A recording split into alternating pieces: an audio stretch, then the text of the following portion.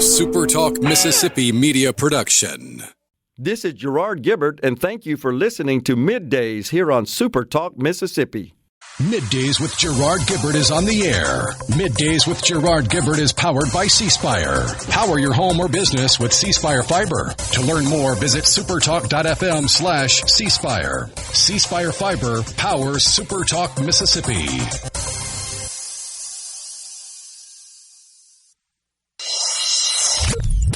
Get ready to go beyond the headlines and join a meaningful conversation with people from around the state. You're listening to MidDays with Gerard Gibert here on SuperTalk Mississippi.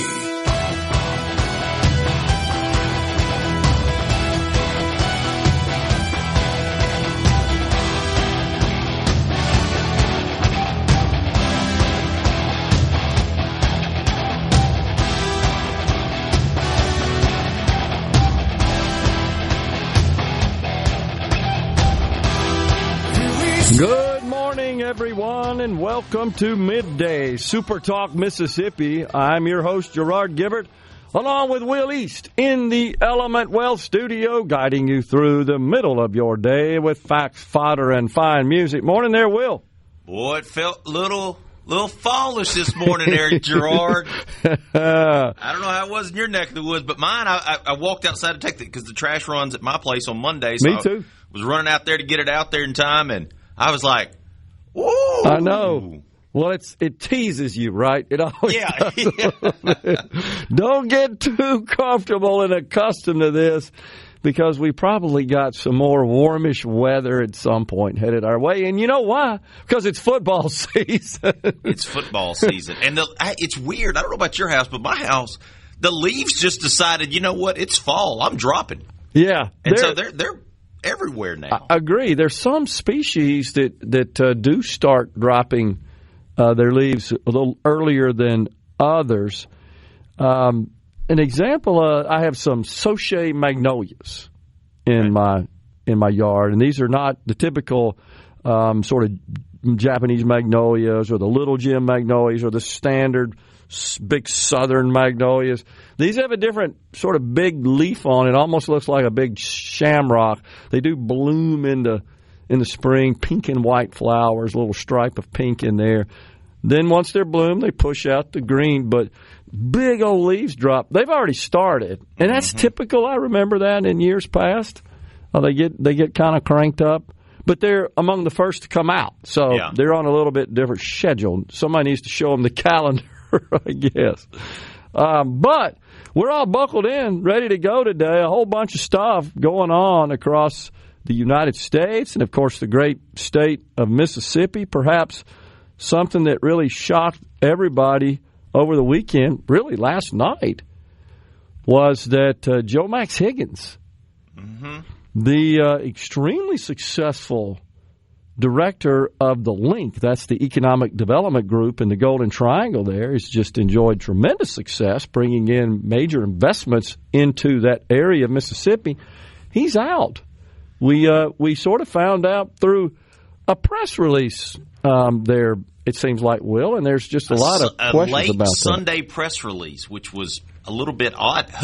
Mr. Higgins had been on with us last week when we did the show in West Point for the West Point Growth Alliance, promoting, of course, coming up this Saturday, the Prairie Arts Festival. He was on with Richard.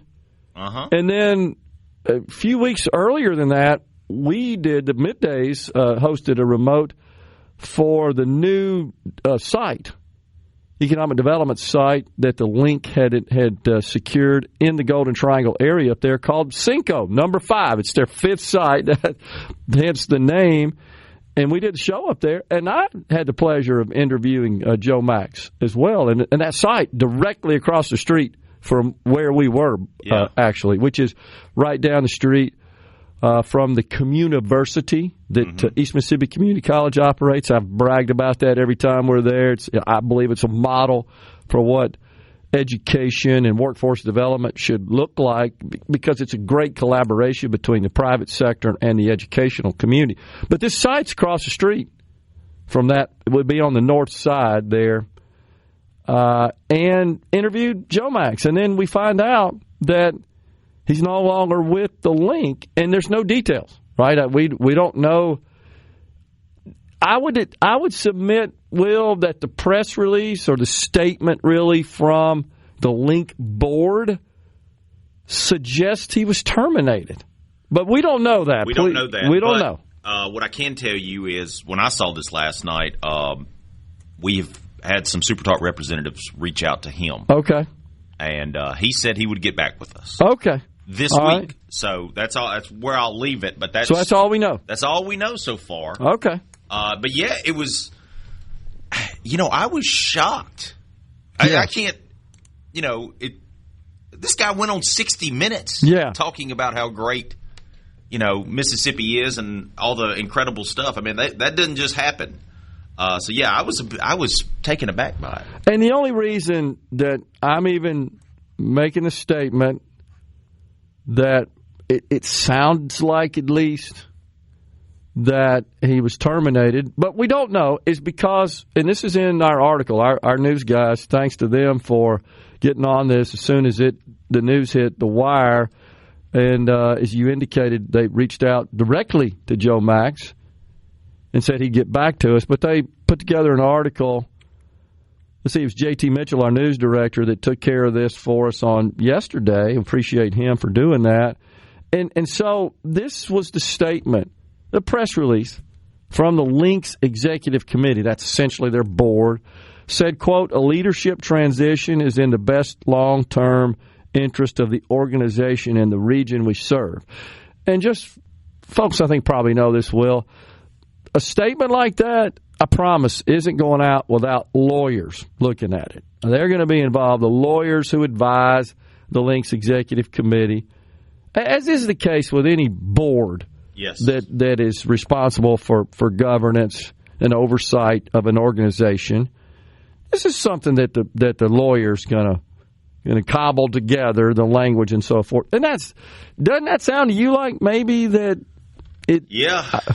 Unless it was just a mutual parting of the ways, that could be the case as well. So we don't know is the bottom line, and we're gonna pass on anything we hear to you as soon as we hear it. But hopefully Joe Max will get back to our news team. He says that he's going to do an interview okay. On Mornings with Richard Cross later this week. That's what it's actually in the article. You can read it right there. All right. Well, good. So I wasn't the only one surprised. Bill Cork, from MDA Development Authority. He's, quote, I just found out today, like everyone else, and I'm totally surprised by it. I tried to reach out to Joe Max, but got no response. Cork said, this appears to be a local HR matter and decision by the Link Board. MDA works with various communities throughout. Okay. Through personnel transitions all the time. I personally wish Joe Max the best in his future endeavors and hope to hear from him soon. Well, okay. Well, there you go. So something else that I heard, and again, I can't verify this, but I'll just pass on. But I did hear it from an elected official who's in the know, that the Board of Supervisors wasn't aware. And, of course, now the Board of Link, the Executive Committee as they call it, they're not required to gain approval from the Board of Supervisors on personnel decisions like this. They're independent. They get their funding from the Board of Supervisors, and that the Board of Supervisors found out online. Wow. So we'll see. Now, look, we got to point out Joe Max, incredibly successful, prolific economic developer, as you said, featured on 60 Minutes. I think because the 60 Minutes folks were a little astonished at the success he was enjoying in the Golden Triangle area of the state of Mississippi. And it's not surprising that especially left-leaning news media, 60 Minutes has certainly evolved into that. Always kind of thumbs their nose at Mississippi, right? There's no surprise there, and just don't think we can punch at the same level that other larger states can. States you think about being more industrialized. You know what I always want to say to them? Without us, you guys don't eat. You need to keep that in mind. The clothes on your body and the food on your table is largely produced by the agricultural industry in the state of Mississippi, which is our largest. But there's no doubt I'm a proponent of this. We need to diversify. That we haven't held back on stating that here on this program. And Joe Max gets that, and he's, of course, was credited with largely responsible for bringing in the Steel Dynamics project. That was a huge thing a couple of years ago. PACCAR, Airbus, Yokohama Tire, all big projects for the Golden Triangle area, all creating lots of jobs, massive amount of investment. And you know what gets overlooked a lot, Will, is the construction dollars that flow, most of which to Mississippi companies. Certainly a large part of it does. Same thing I'm witnessing at AWS. And yeah, people say, well, that's temporary. Man, it's still a bunch of money that has a long-term economic impact. In the case of AWS, temporary is in several years. We're coming right back with Jan Dawson, Director of the Substance Use and Prevention Division of the Mississippi Public Health Institute. Stay with us.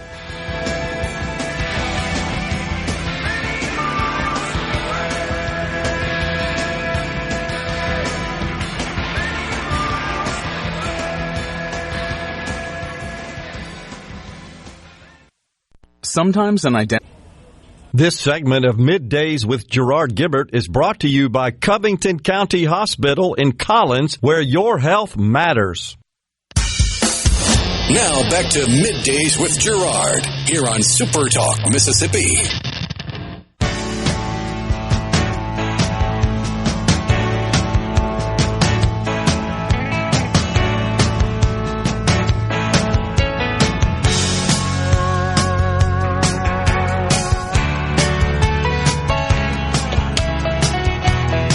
All right, well, I'm trying to get the house band to add a couple of Jackson Browne tunes to the lineup. We got 3 gigs coming up this fall, by the way, so I guess we didn't scare anybody off at the Neshoba County Fair. We're pleased to welcome now Jan Dawson, Director of the Substance Use and Prevention Division of the Mississippi Public Health Institute. Hey, Jan, thanks for coming in. Good morning. Thank you for having me. So you got an event coming up this weekend, right? We do. On Saturday, we will be in Natchez on the Bluff in partnership with the Natchez Farmers Market there, having a recovery celebration for people who are in recovery, but also honoring some folks that have not been so lucky as to make it to recovery. Okay. Well, so why Natchez? Is there a relationship there? There is a relationship there. We've been working for quite some time through some funding from the federal government with Natchez Youth Court and Natchez Drug Court, Adams County Drug Court, rather. And they have been developing something called a public health and safety team in their area through some of the work that we've done along with them. But we've also done some work with having a peer navigator in that area who actually meets people in the emergency department after an overdose and says, let me help you get to treatment. Okay. And so we have had tremendous success with that program, and we have developed some really good relationships in that community with everybody from public health individuals to public safety individuals and courts. So, Jan, drug abuse, it is indifferent to whom it might attack, right? Or it absolutely it doesn't really care of your socioeconomic status, your race, your gender, or any of the other personal attributes. But there's long been a stigma associated with even acknowledging, perhaps, that you have a problem so that you can seek help. Absolutely, and that's part of the work that we're doing at Mississippi Public Health Institute, and that's why this kind of event is so important. That we do want people to understand that it doesn't matter who you are, how you raised your children, if you raised your children in church, or if you are a stellar member of the community. There are so many people that are hiding their substance abuse, and we want to just shine a light on that and say, you know what, it's okay to not be okay. Let us support you through this, and that's why it's so important to have peer support specialists and have events like this where they actually see other people recover. So do you feel like that the stigma is starting to diminish somewhat? That situation's improving? More people are saying, yeah, it's okay. It's no shame in me if I've got a problem to getting help. Well, we certainly hope so. We have done a great deal of work with the media, trying to promote that idea. We work with churches, and we've worked with a significant number of pastors in the state. Okay. Promoting that within the churches, that it's okay to not only be a church member and depend on your faith, but also it's okay to go to counseling. It's okay to address your issue, and that's the wraparound. And we want to also promote that with our law enforcement agents, with our emergency departments. We've worked with physicians. We've worked with law enforcement. We do a great deal of training with law enforcement in mental health first aid. And I think we've made tremendous progress in that area, but we have a long way to go too. Okay. So it sounds like we're getting better at identifying the problem. Absolutely. What about treating the problem? Are we making some advances there? We absolutely are. We just recently got the notification that the opioid settlement funds are available for people to write proposals in order to address this situation. And we've been working with the AG's office to look at what kinds of projects should be available to people.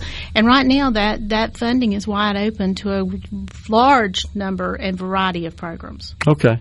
So the data that we received here says that according to the State Department of Health, 80,000 suspected drug overdoses since 23. Yes, 2 years. 80,000? 3 years? Now, what we are seeing right now in the state that we think is a positive is we're seeing our overdose deaths go down. Okay. The number of overdoses, however, is continuing to somewhat rise. We think that some of our success with the overdose deaths going down is obviously related to the naloxone distribution that we've done in the state, that it is still available. We'll be giving out naloxone at this event. But we do know we have a long way to go. And when you say those numbers, we're just now back at the point that we were when we said we have an opioid epidemic before the COVID pandemic. And then those numbers obviously went up during the pandemic period. So we're just now back at the point when the federal government said we have an epidemic in the United States. So we don't want anybody to think we've solved the problem, but we've made significant progress. What can we as just average citizens, Joe Q public, do? Well, the first thing that you can do is try to help get rid of the stigma. It's okay to seek help, and we want people to be able to seek help. But also, have naloxone. You never know when you're going to be in a position. There are so many ways now to get naloxone. You can contact your community mental health center. You can go online at odfree.org and request a kit, and it'll be mailed directly to your home with very little information that you have to provide. And then, of course, anytime you can call the Mississippi Public Health Institute, and we will provide those kits. We're right now putting wall units out in several different places, mostly public buildings like drug courts and those kinds of things, but also in schools so that people can grab it and run with it. But also we had the opportunity just recently to launch our very first naloxone vending machine at Jackson Medical Mall. And in the first month after that vending machine was installed, we had 664 doses of naloxone distributed from that one machine. So we're working now with some other federal partners that we have, other nonprofits that are trying to help us put machines in other parts of the state as well. And then we're also working with the Department of Mental Health, and we're going to be able to place a machine very soon in the Hattiesburg area. So where do you receive your funding? Everything that we do at MSPHI is grant funded. Okay. We work entirely off soft money. We have federal funding. We have funding from several different state agencies, including the Department of Mental Health and the Department of Health. We also work closely with our law enforcement agents, although we don't have direct funding necessarily from them. We also have nonprofit partners that we work with across the United States. Okay. And so are there peer organizations in the other states that focus on this issue as well? Absolutely. The vending machine model that we have came from Nashville, and we've worked very closely with several organizations there. And then we've worked with Fund Recovery, which is a national organization but housed in Tennessee. And we've also worked with Reach Impact, which is also a nonprofit that works in this space. I know this problem is certainly not unique to any age, but it's especially concerning when a young person has their life upended because they got involved in drug abuse. How are we doing there? So, we when we look at the statistics, we obviously have not beaten the problem because now substances such as fentanyl can show up in a lot of different places. Never take a drug that you did not get from the pharmacy. Nothing hand to hand these days. I will say this, our opioid overdoses seem to target our individuals that are either from the late 40s into the early 60s. That seems to be the largest group, but they're also the folks that probably had the most pain during the opioid crisis when it was being prescribed. And then once we kind of locked down on some of those opioid prescriptions, a lot of people still had chronic pain and went to the streets without going to pain management. The best option for people who do have chronic pain is a pain management specialist. Before we go here, got a little time left. Are there any laws or regulations or policies you'd like to see implemented at the state or federal level to address this issue? Well, there are always things that we think we need to move, because always things are being addressed and we have new issues come up. But I will say this. I want people to understand, especially in the state of Mississippi, that if you have naloxone, don't hesitate to give it. You are covered under the Good Samaritan law. If it doesn't work, if that's not what the issue is, it's not going to hurt that individual. So, and if it does help them, then you've just saved a life. Okay. So the best thing you can do is have a kit like this, and if you need information about how to get one, you can go to odfree.org and find all that information. About 30 seconds. How important is it that someone who is involved with drug abuse have a relationship or have a dialogue with someone who has beat it? Oh, absolutely. We have peer support specialists all over the state, and we can connect you to anyone in any area. Jan Dawson, Director of the Substance Use and Prevention Division of the Mississippi Public Health Institute, has been our guest. Thanks for coming on, Jan. Appreciate it. Thank you for having me. You bet. Folks, we're stepping aside right now. We're coming right back in the Element Wealth studio. It's Brian Pete, Director of Riley County Police Department at 11:05. All right, how was that?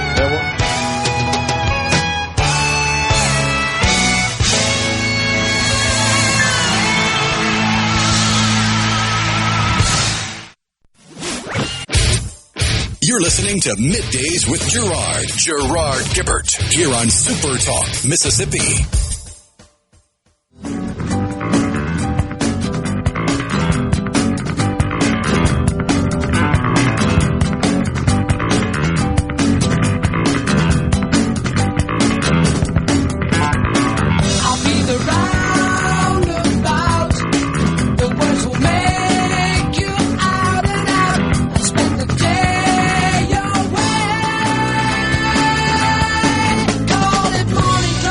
That's Rick Wakeman, and yes, I believe the original LP, the song consumed an entire side or pretty close to it. Yeah, something like that. Oh, my gosh. Just went on and on and on. I have no idea what it's about, by the way. Now, look, I love interesting band names, but I got to say, that's one of the worst band names. That's back when it was just kind of in vogue to make up bad band names. So, yes has to be the worst band name. Speaking of words, the liberal think tank called Third Way, they have now determined that many of the words that they recommended Democrats use turned out to have branded them as rather toxic across the country, that they're a bit extreme, and so they're having a sort of a change of heart about the vernacular that they're using to support their political aspirations. Privilege, that's one, of course. been used quite a bit. How about triggering, microaggression, systems of oppression, cultural appropriation? This is one you hear over and over again. Existential threat. Existential threat. That's it. How about the unhoused? Person who immigrated. We can't call them illegal aliens. Birthing person. What was the word or the terms they use for people that are locked up in jail? They got incarcerated people. Okay. Temporarily detained or something like that. Unhoused was another one. Oh, my gosh. Birthing person. The problem they have, though, is that it's not just the politicians that they have to worry about using these terms. It's a lot of times it's the academics. That's true. It's celebrities. It's, influencers on the left. And they're so associated with the Democratic Party that they kind of get conflated. You know what I mean? Yeah. Well, I think a lot of this stuff originated in academia. That's what they do. They sit around and think about things like this rather than doing something productive. I mean, the page one of the DNC national platform last year, I think it was page one, was, they put out this big pamphlet, with all this information about, what their policy positions at the Democratic National Convention every year. Their platform. Page one was land acknowledgement. We first recognized that this land is not ours. Oh, now you've reminded me of right when all this craziness started, this DEI, this wokeness and CRT and systems of oppression, when it was just invading corporate boardrooms, and they were directing management to really include and incorporate all that messaging. Well, during the COVID era, I remember vividly, Microsoft had a big event. I think it was their security event, and it was a global event that rather than doing in person, of course, they were doing through their Microsoft Teams web conferencing app. And and the host, the MC, if you will, there were a couple of them on different sides of the pond here, starts out by doing exactly what you were talking about, acknowledging that the land that building sat on belonged to some tribe of Indians that I've never even heard of before. And they were it's what makes me laugh about it, as I always say, because they're so serious about it. And it's like, I'm pretty sure all the land before we got here belonged to somebody else. But they had to point that out. And then she described her physical appearance. I mean, down to the clothes she was wearing. And maybe that's for people who are blind, possibly tuning in. I don't know exactly, but spent a lot of time. I just remember the guy in Australia. He comes on, and I've got on khaki pants with his Australian accent. Yeah. And I have a blonde beard, yes, he said, can we just talk about cybersecurity? Nobody cares what you look like or that the land that the conference is being conducted on sits on some property owned by some ancient Indian tribe.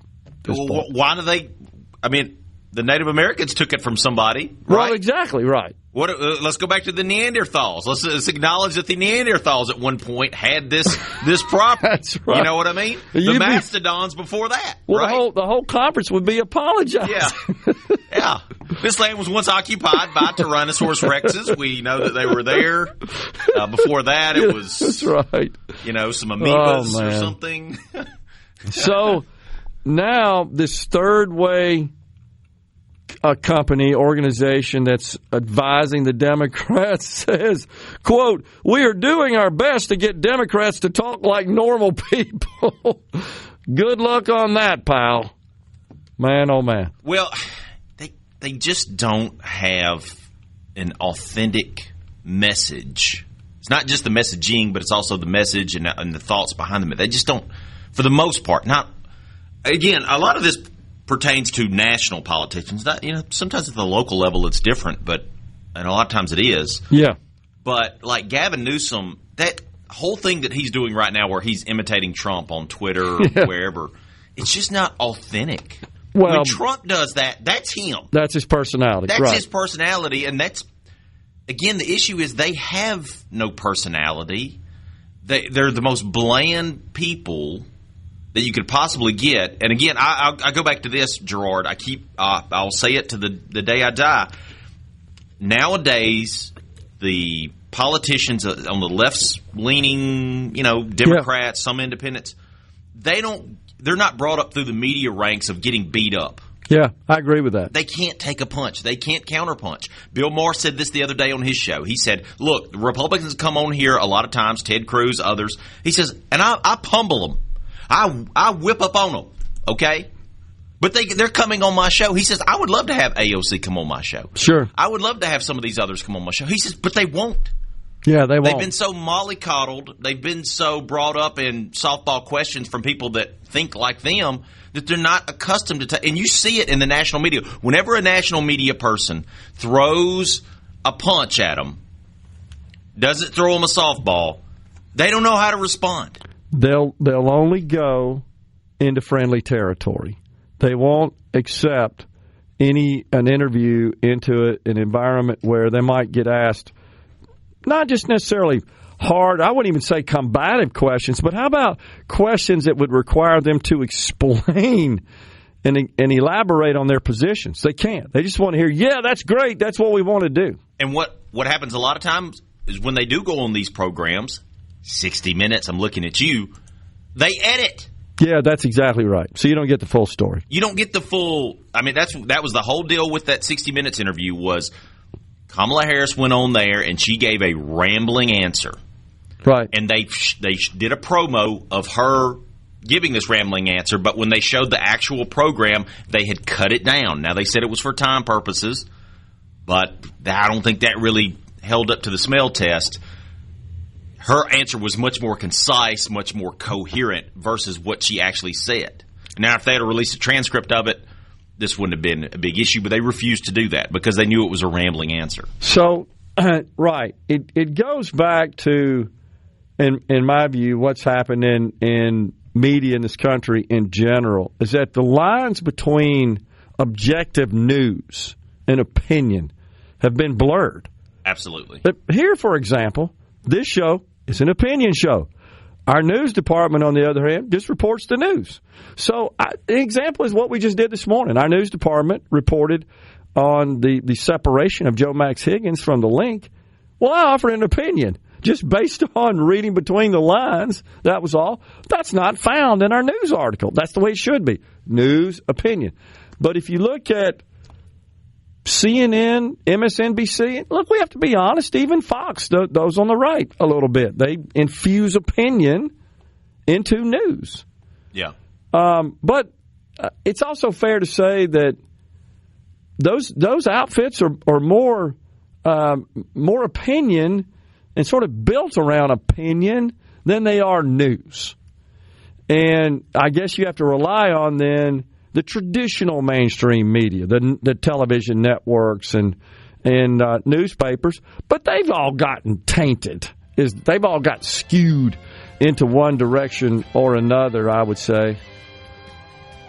And then you got this redistricting deal going on. What a firestorm that's created. Of course, that has prompted, as you were saying, Gavin Newsom to go out there, and it does look very phony.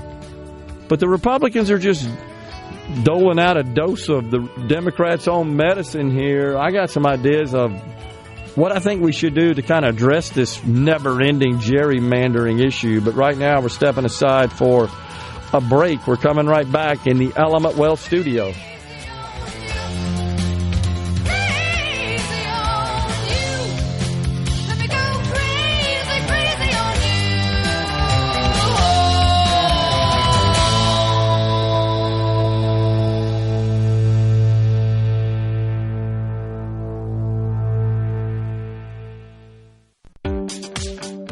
You're listening to Middays with Gerard here on SuperTalk Mississippi. Somewhere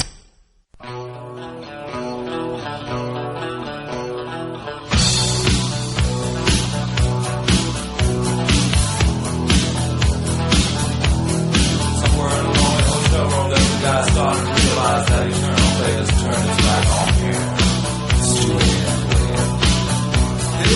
Welcome back, everyone. It's middays from the Element Wealth studio. Are you thinking about or planning for retirement?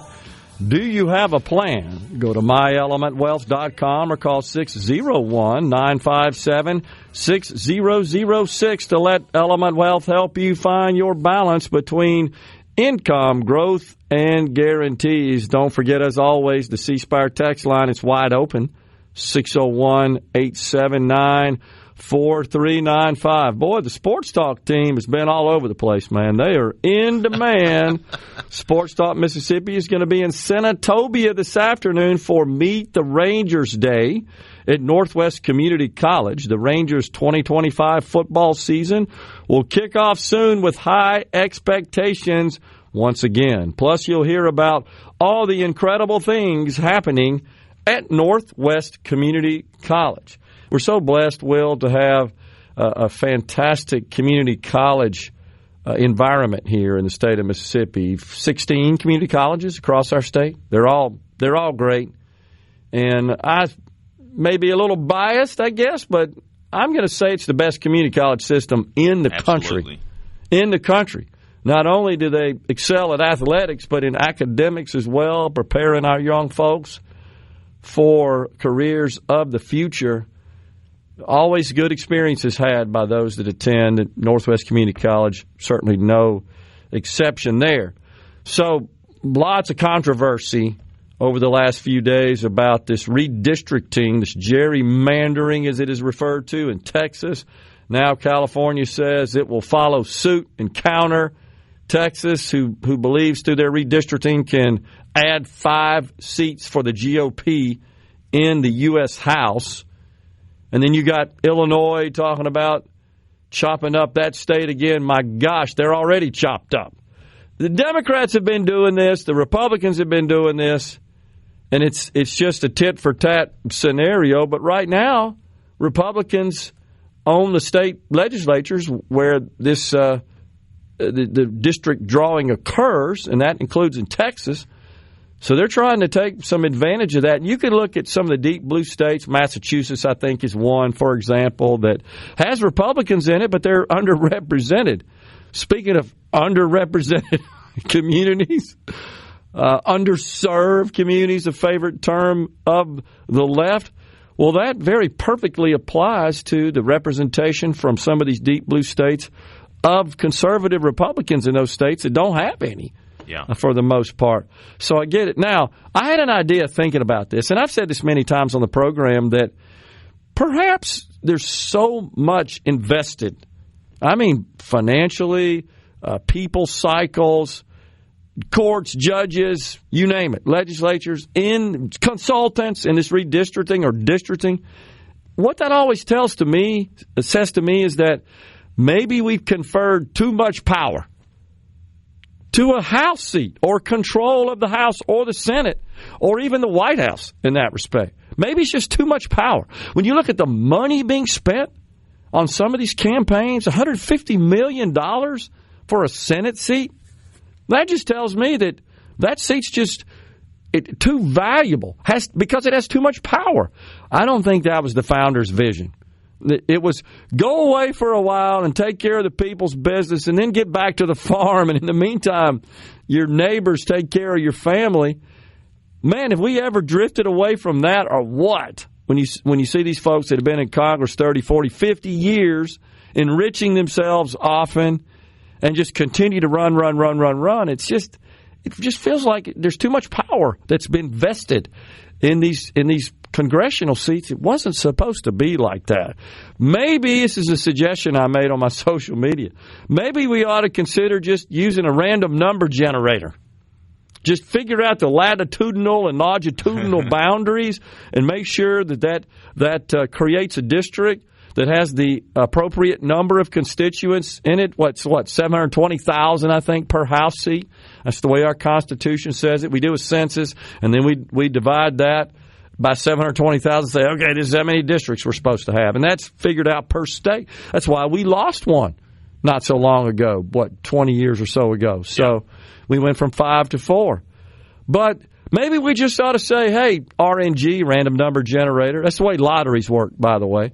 Just randomly figure out where that ought to be and make sure it comes up with 720,000, and boom, here's your map. But what happens is people squawk and say, oh, they don't have enough this race in it or that race in it, or it moves around this person's house or that kind of stuff. Well, that's crazy. It's not supposed to be that way. Just make it so that it's just indifferent and doesn't matter. Just as a thought at this point. Now, I know current dynamics, the current dilemma would suggest the Republicans need to take advantage of their control in the red states and redistrict in their favor. I support that. But long term, this is just going to continue. And it's that pendulum will swing the other way. That's right. I don't think this is what the founders envisioned. I really don't. Sports Talk Mississippi, they're going to be in Oxford at the College Corner off Sisk Avenue in the Oxford Commons on Thursday. Get all your game day gear for the kickoff of the college football season, plus great deals throughout the store. Your home for all the Rebel gear is at College Corner in Oxford. We're stepping aside for Fox News Super Talk News. Coming right back. Your hour of Middays with Gerard Gibert is brought to you by the Mississippi Business Journal. Visit msbusinessjournal.com. Scott Coopwood, publisher and president. Get ready to go beyond the headlines and join a meaningful conversation with people from around the state. Hello. You're listening to Middays with Gerard Gibert here on SuperTalk Mississippi. Welcome back, everyone.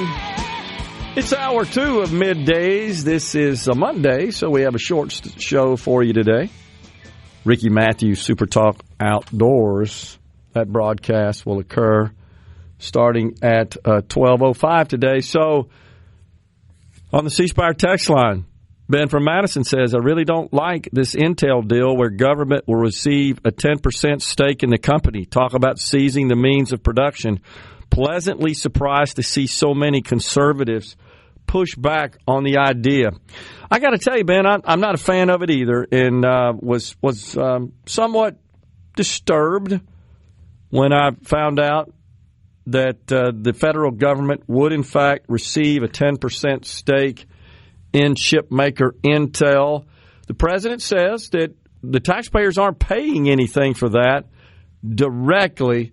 They are indirectly, and I mean that in that we're not actually tendering money, funds, to receive the stock. It's being granted to the taxpayers, to the federal government, because we provided them federal grants.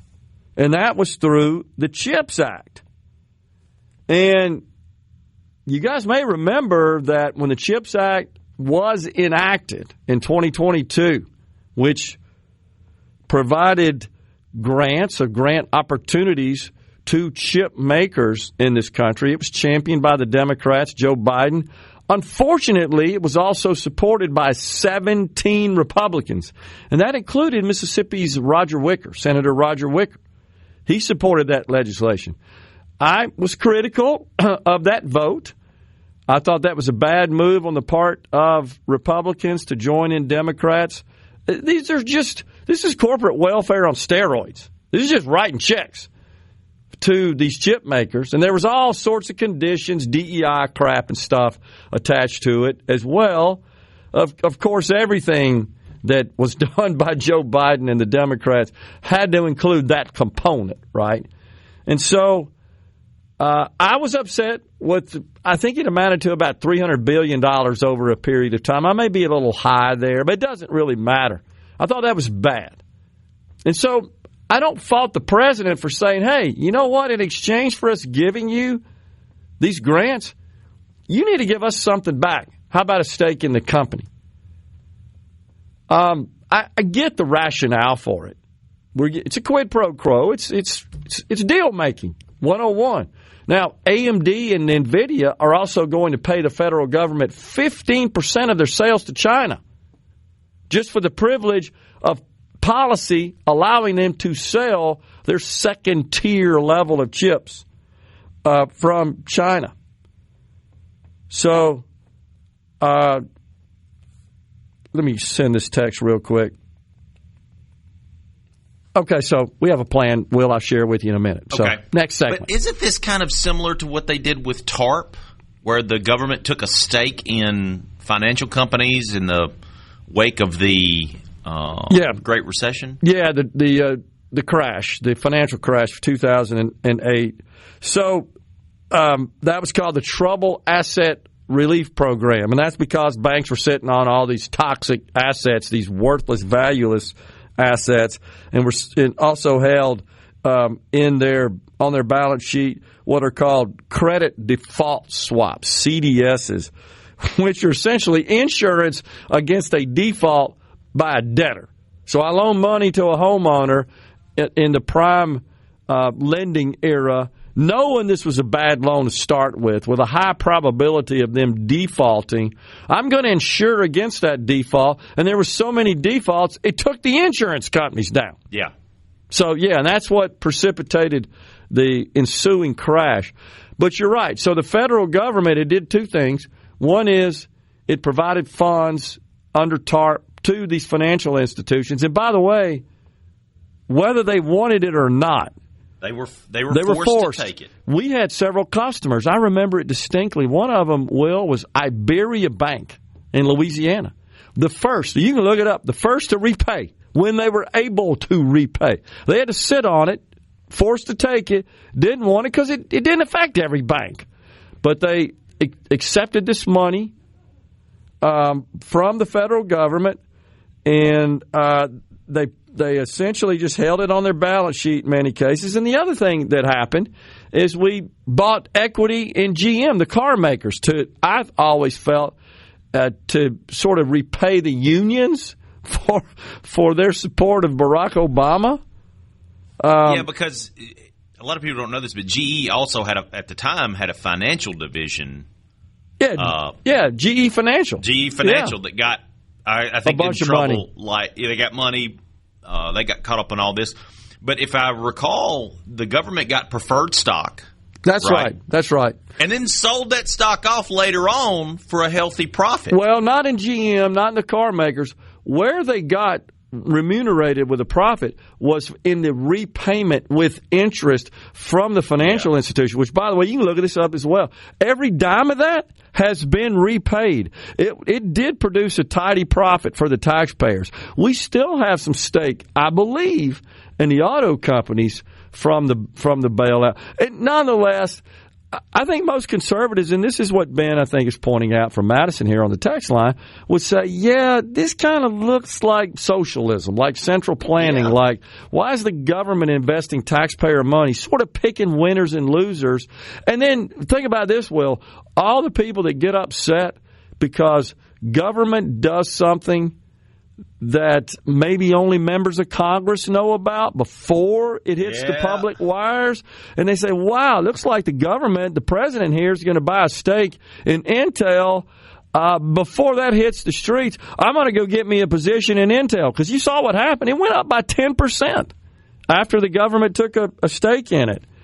And so the government also, again, is saying, hey, NVIDIA and AMD pay us 15% of your sales, essentially a royalty, just for the privilege of selling in China. And then you've got, I think it's the Pentagon, the Department of Defense is like taking an investment in one of the rare earth mineral producers as well. So we have what do they call it? A golden investment in this Nippon U.S. Steel transaction. Yeah, I disagree with that. And someone whom I watch on a regular basis, Larry Kudlow, comes on the Business Channel in the afternoon, a huge Trump supporter. Man, he even criticized this. He did. Yeah. That was on Friday. And Stephen Moore, he served in the Trump administration, a huge supporter of the president, as am I.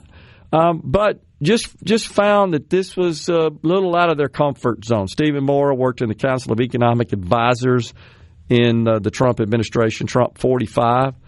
So it is good, I think, to see that, as Ben from Madison points out, that we do have some conservatives that are making statements in opposition. Rand Paul, no surprise that he would be critical of this. Yeah. He says on his X account this morning, If socialism is government owning the means of production, wouldn't the government owning part of Intel be a step towards socialism? Terrible idea. And, of course, the concern always is, well, slippery slope. You know, today it's Intel, tomorrow it's your business that the government says, we're going to invest in you, and you don't have a choice here whether or not you want to accept that. And by the way, this is everything we want in return for that investment. In my opinion, what should have happened is we should have canceled these stupid grants. I opposed this dumb bill from the day it was passed. Again, I see the wisdom in the president's action. If we're going to give you this money, Intel, just write you a check, stroke you a check out of the Treasury here. We need something in return. How about some stock? I get it. I really do. The bad bill is what caused this. We should have never passed that stupid legislation. And I ask again, every time I hear about all these grants and programs and so forth, where's the money coming from? We're borrowing 46 cents of every dollar outside of Social Security and Medicare. We don't have it. Stop federal grants. I know that's not something a lot of people want to hear because they rely on those, but it's dumb. We're borrowing money to give away to other people. In this case, it's Intel. And by the way, Intel doesn't have a capital problem. They didn't need a subsidy. They have an innovation problem. That's their problem. They don't need money. They need innovation. They missed the train. Management made some mistakes in missing out on the opportunities. Well, there's a book written, I can't remember the name of the book, by the original Intel CEO. I believe he was Hungarian. His name is Andy Grove. And when I first started in the industry, of course, Intel and the microprocessor made the microcomputer and everything else we all use today. It has its roots in the invention of the microprocessor. Andy Grove's book, unbelievable. I mean, he's a guy you want to emulate. They desperately need another Andy Grove is what they need, not money from the taxpayers. All right, we're stepping aside for a break with Kansas bumping us out here. Great tune. We got Brian Pete coming back after the break. Stay with us.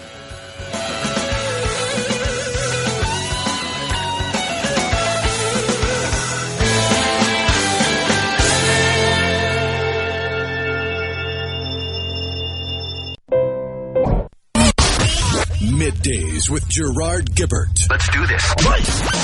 On SuperTalk Mississippi. Let's go.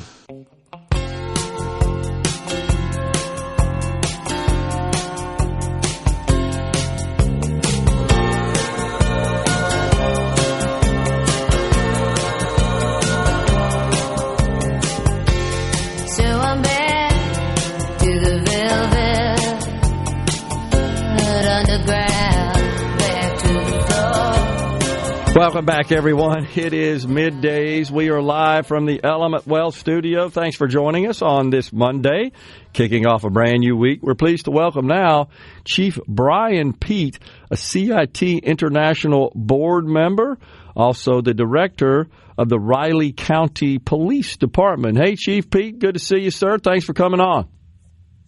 Thank you so much. It is an honor to be here. Really appreciate it. Love your show. Oh, appreciate that. Appreciate that, Chief. So we wanted to get you on to talk about your resume is impressive. You've been heavily involved in just developing processes, procedures, even the use of technology to identify possible threats, right, of active shooting situations, and then to prevent the aftermath. PTA, right, I believe is the acronym you use for that.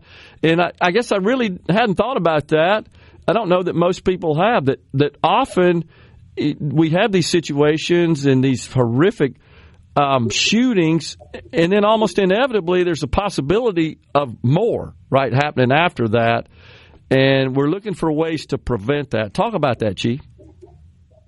Yes, sir. So we had this is something. It's a best practice that's been out there for a few years now, and our group had really gotten into it after a few years ago.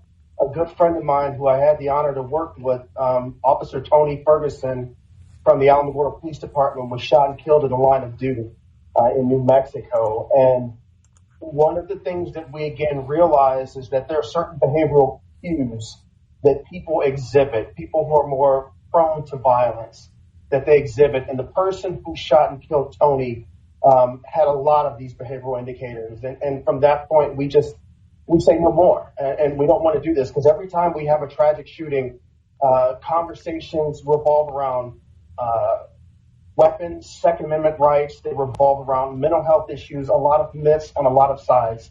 And what our group wanted to do was look at what the existing best practices were and work within the confines because we can find ways to prevent violence without overhauling laws to that effect.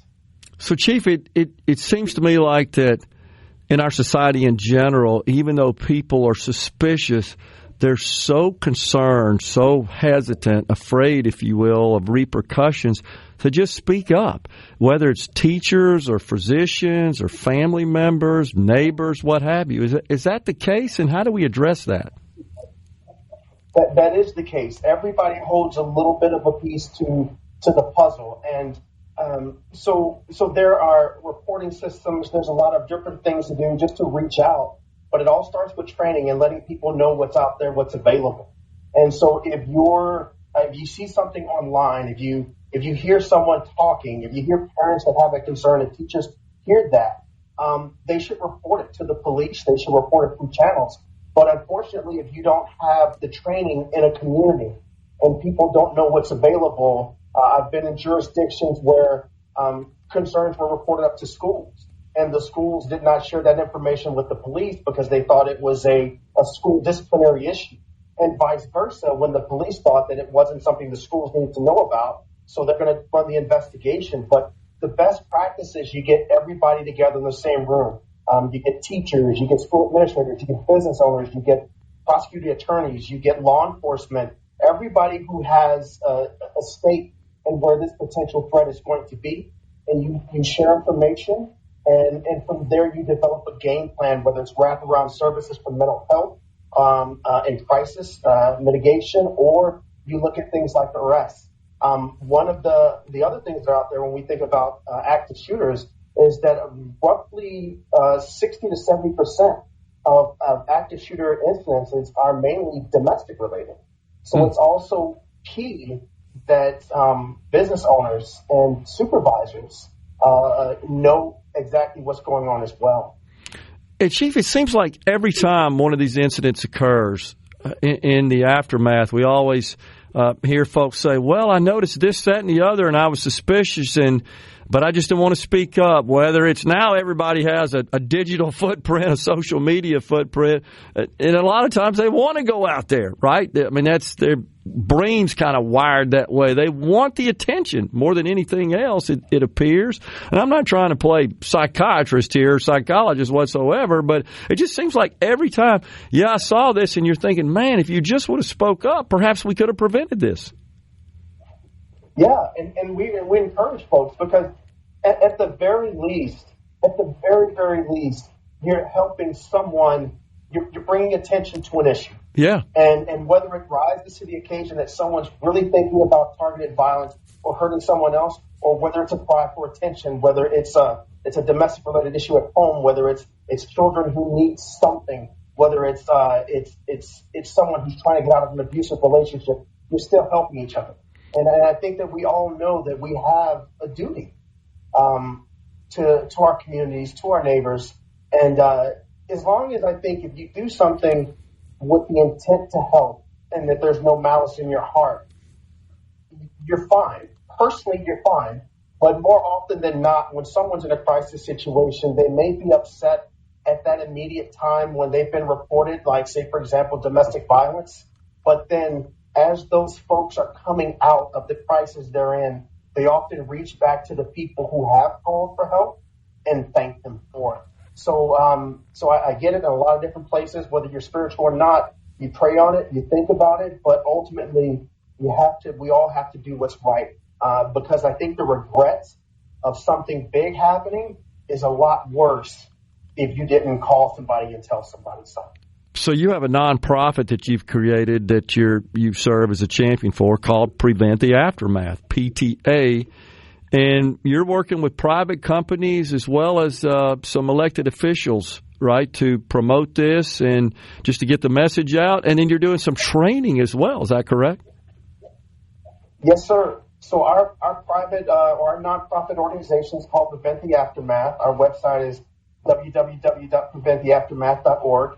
And we are reaching out to elected officials to talk about the best practices of what's out there, what the options are that are out there, and working for federal grants or looking through donations for private donations that we can come in and we can train first responders on what to look for, but then we can also evolve that training moving out towards the private sector to houses of worship, all other places that we can provide this type of training. It's 3 days intensive.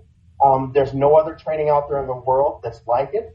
But to add to what we're doing, there's also an assessment, a behavioral assessment that's also part of the best practice. Okay. And we've created an assessment tool. And thanks to our partners with C8 AI, they're developing an AI component with this assessment tool that can help us ascertain different levels of concern. So again, this is what we're doing is never been done before. And these are normally assets or different types of training that are involved or that are given to more of our federal agencies, but we need to bring it home to local law enforcement because this is where these things occur. Yeah, no doubt. And from an elected official perspective, bipartisan, right? You're not just working. It's not just one party. It's both parties, major parties behind this. And then you've got lots of other subject matters that are helping you on this project. Subject matter experts, pardon me. Yeah, go ahead. Oh, yes, sir.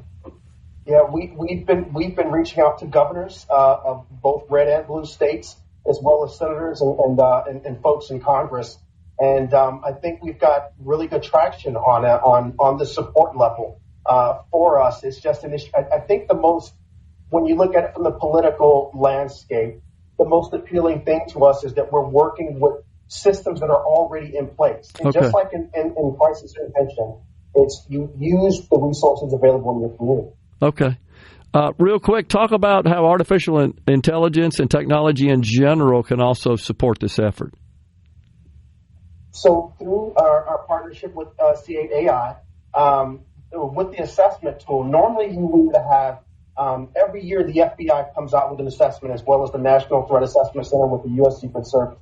And they'll look at past active shooter situations. They'll look at behavioral indicators and say, these are the types of behaviors to look out for. Now, there's no profile, if you will, of an individual who is looking at committing targeted violence. But through those behavioral indicators, you can determine whether this is somebody that should be higher up on your radar that you want to just envelop with resources, whether it's crisis, whether it's mental health, or whether it's arrest and moving forward with prosecutions. So what the AI component does is it takes all this information together and it allows for us to have this research information real time. Rather than waiting 1-3 years to know what behavioral indicators are, super fast, we know instantly. Makes sense. Chief Brian Peet with Prevent the Aftermath. He's the director of the Riley County Police Department with CIT International as a board member. Appreciate you coming on, Chief. Great discussion. Thank you, sir. Thank you. You got it. We're coming right back, folks. Half an hour of Middays remains from the Element Wealth Studio.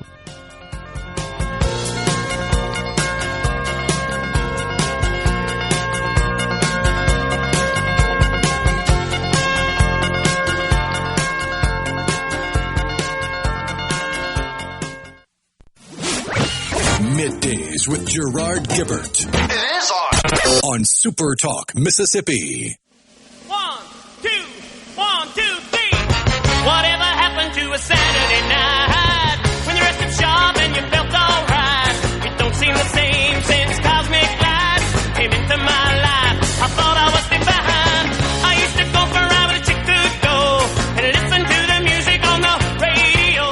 A saxophone was blowing on a rock and roll show. We climbed in the backseat, really had a good time. Welcome back, everyone. You are tuned in to Middays, and we're coming at you live from the Element Wealth Studio. Fascinating interview there with Chief Brian Peet. Really appreciate him joining us. I've got a couple of friends, Will, who are currently in the process of developing some novel AI-powered technology for that purpose, to aid law enforcement.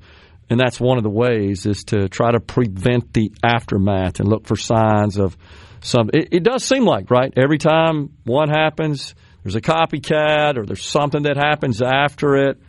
It just exacerbates the problem, makes it worse. But more importantly, you think about all the situations that we have seen, these horrific serial mass killings, for example, the one I'm thinking about in Nashville. Remember at the private school there, I believe? Yeah. Didn't it turn out to be a transgender individual? I believe it was. Isn't that right? And a lot of people said, oh, yeah, I always thought something was weird and something like this would be possible. It's like, well, why don't you speak up? So we got to do better at that. And I think using technology, and I know there's a fine line. I get it, folks. There's a fine line between you're invading someone's privacy and you're doing something to prevent these incidents. But here's the thing, most of that's just public information. You're the one that's putting all that stuff out there all over the internet and social media. So it's not like you're trying to, I don't want anybody to know about this. Well, then what the hell did you put it on the internet for? Where everybody runs around with a device in their hand that can easily access it. Yeah. So it always amazes me, people complain about their privacy on social media. I mean, what an odd thing that is to do. Man. So using technology to filter and scrub all that information and analyze it, and predictive analytics is that science, and using AI to power predictive analytics, if that saves lives, that's fine with me. If you don't want anybody to know about your personal stuff, don't stick it all over the internet. We used to think Big Brother would come from the government, and it has to some degree, but a lot of it's our own social media. Oh, there's no doubt. Absolutely true. So Ben from Madison, by the way, said, agree, I think canceling those grants would have been the proper way to go about things. Talking about the federal government taking a 10% stake in Intel. And again, I'll say it, I think it's a losing deal. I just think Intel, without a major change in management and direction and product strategy, they're giving way to AMD and NVIDIA, Micron, other chip manufacturers who've just leapfrogged them. There just was a hiccup along the way, honestly. So it happens. And again, the president trying to take a stake in exchange for grants that we're providing certainly makes sense. But can you imagine if all of a sudden the federal government began to take some sort of ownership position, whether it's a public company or a private company, and every organization that receives some sort of federal grants and funding, that would affect our agricultural industry with the reference pricing programs and so forth, just as an example. There are numerous others. So what does Rand Paul and Chris McDaniel have in common? They both talk a good game but haven't accomplished anything, says Mose. Can we redraw Benny Thompson's district? Sure, absolutely can. But the blue states could redraw what Republican seats they have in them. That's what's happening here. It's just it's a ping pong game, tennis match back and forth that really has no end game. Maryland's the latest one. Yeah, I saw that. Yeah. So who is it? Is it Tom Emmer from Maryland, I believe? It's one of the reps. It's part of the Freedom Caucus. I mean, he's heavily involved in conservative legislation and conservative issues.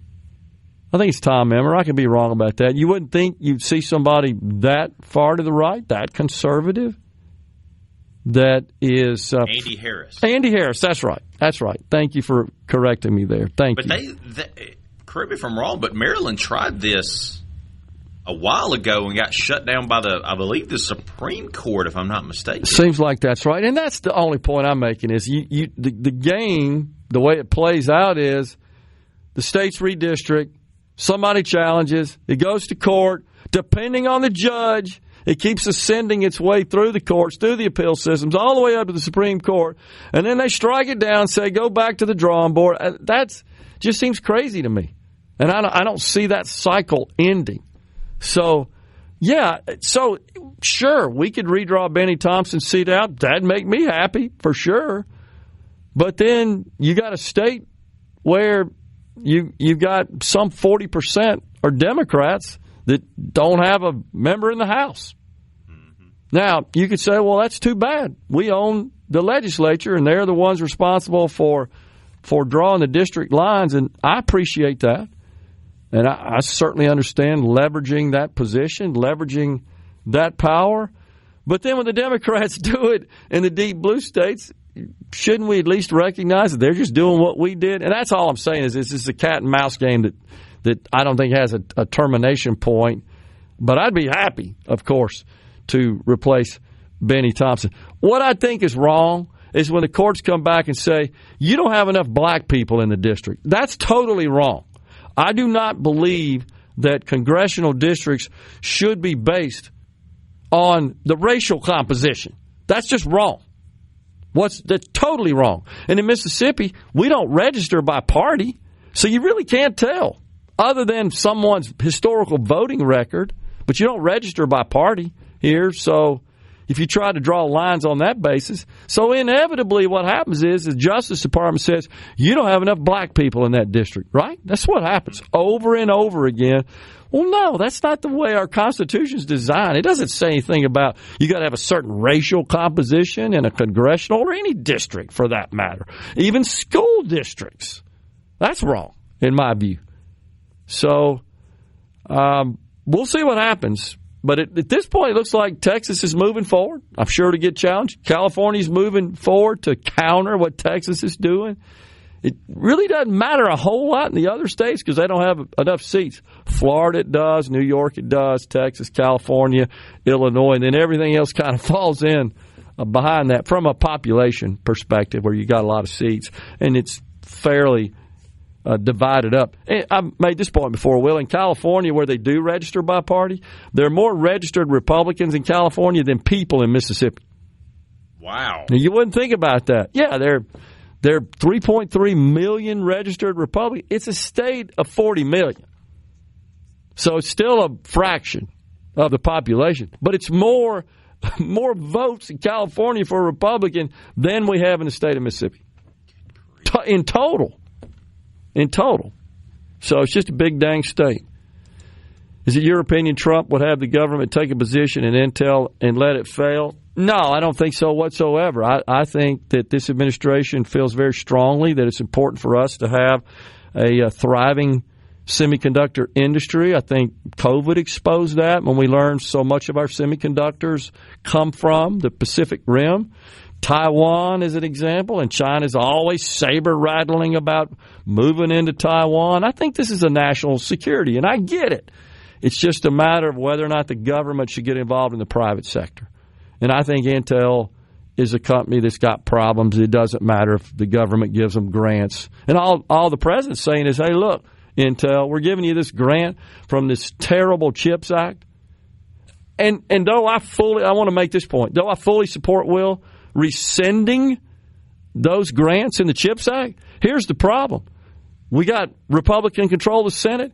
You'd have to get Democrats to peel off in the Senate to overcome the filibuster, just as Republicans joined Democrats in 2022 to overcome the filibuster to pass the CHIPS Act, including Mississippi Senator Roger Wicker, who joined in with Mitch McConnell and several others with Democrats to get that thing passed. And that's why they know that's virtually impossible. Now, I am pleased to see, just announced, Commerce Secretary Howard Lutnick, he's canceling a Biden administration agreement just today that would distribute billions of dollars for semiconductor research through a nonprofit.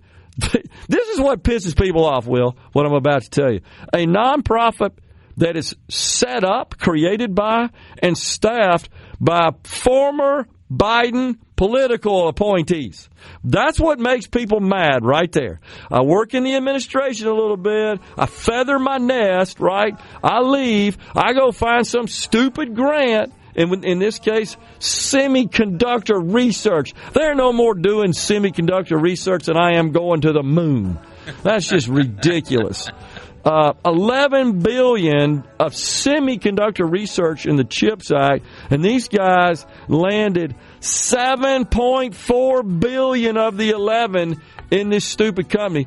Hats off to Trump Secretary of Commerce Howard Lutnick. He says, we ain't doing that. He's voiding it. You know it'll get challenged.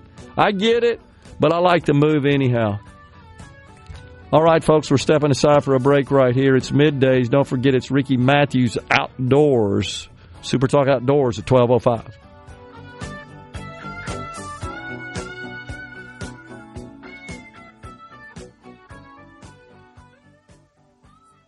Polyumpa, Mississippi. You're listening to Middays with Gerard here on SuperTalk Mississippi.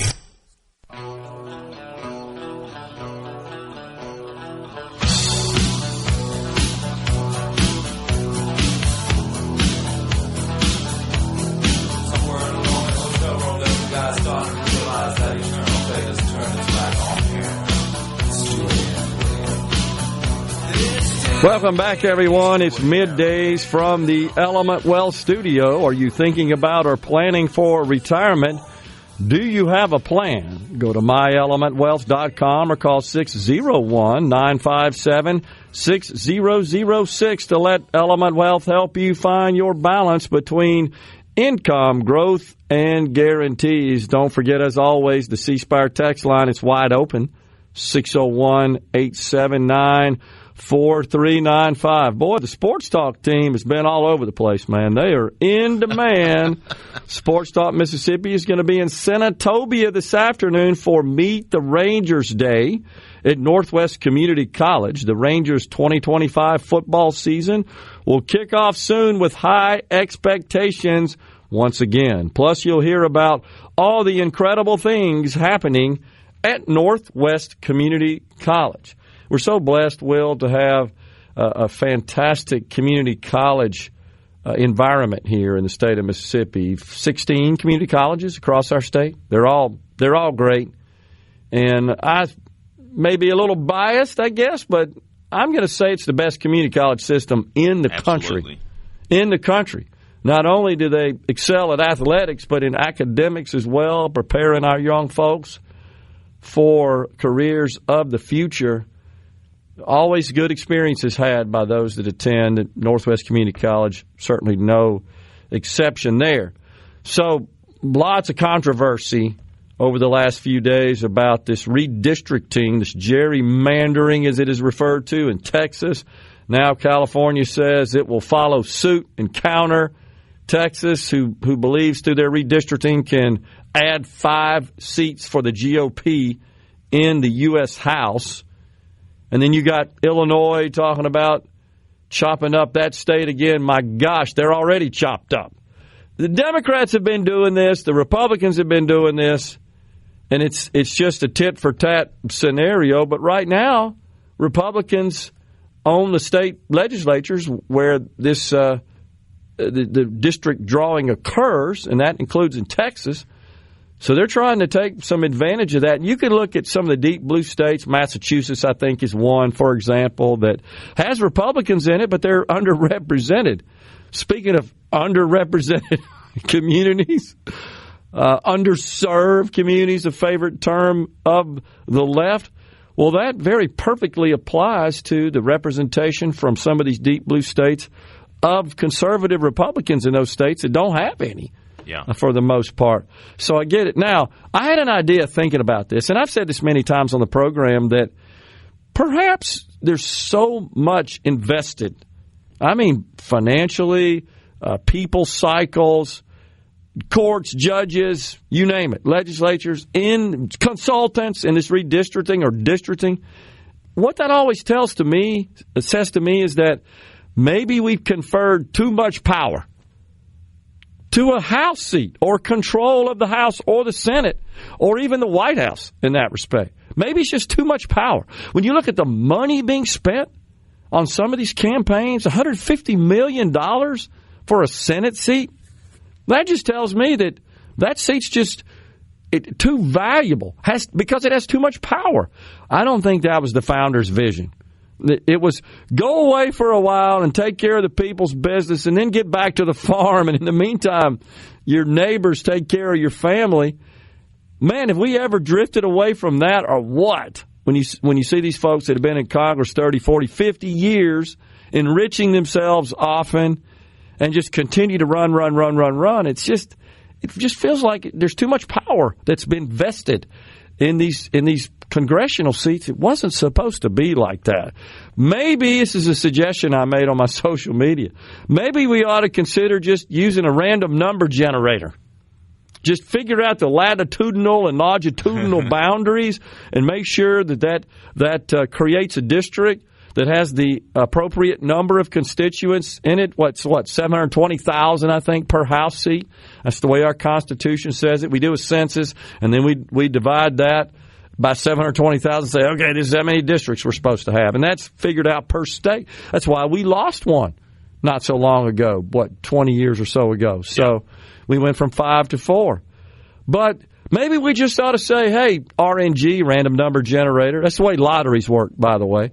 Just randomly figure out where that ought to be and make sure it comes up with 720,000, and boom, here's your map. But what happens is people squawk and say, oh, they don't have enough this race in it or that race in it, or it moves around this person's house or that kind of stuff.